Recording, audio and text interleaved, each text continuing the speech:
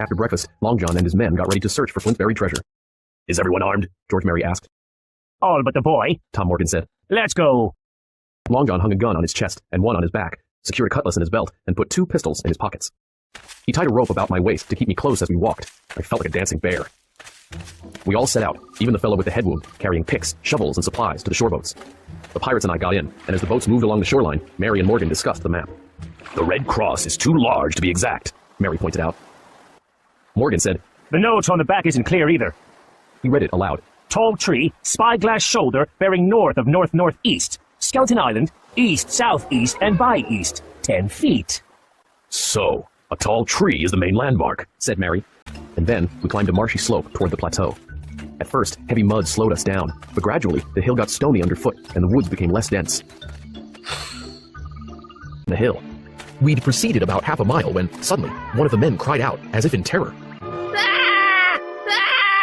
Everyone ran in the direction of the screams. "He can't have found the treasure," Morgan said, hurrying past us. We soon saw the cause of the man's terror.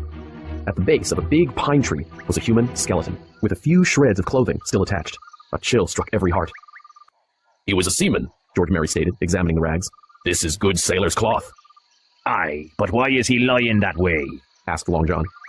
The man's bones lay perfectly straight, his feet pointing in one direction, his hands raised above his head, pointing in the opposite. "Ah, I know. Here's the compass, George," Long John said. "There's the point of Skeleton Island, sticking out like a tooth. Just take a bearing along the line of the bones." George Merry walking downhill through the pines, great and small. "2 of these tall trees are wrong by the compass bearings," Long John said. "but that 3rd tree is tall enough. Almost 200 feet. It must have been a landmark for sailors out at sea." The thought of the treasure erased their fear, and they started to run. A whole lifetime of riches and pleasure lay waiting for them. Long John hobbled on his crutch. His nostrils quivered, and he cursed like a madman as he pulled my leash. "Come on, boy!" "He's not even pretending," I said to myself. "He'll seize the treasure, find the Hispaniola, cut every on his throat, and sail away." And suddenly, not 10 yards further, the men stopped, and a low cry arose.